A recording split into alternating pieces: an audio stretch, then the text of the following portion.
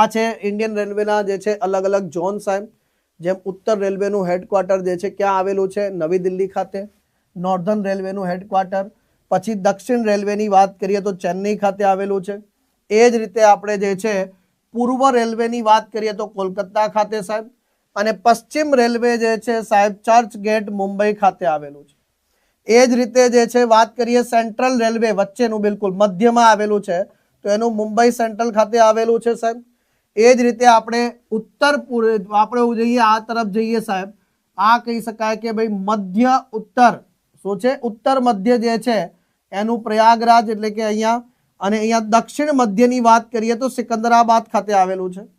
તો આમ જે છે થોડુંક ધ્યાન રાખી લેજો અલગ અલગ ઝોન વિશે, ઝોનના હેડક્વાર્ટર વિશે પ્રશ્ન પૂછાતા આવ્યા છે.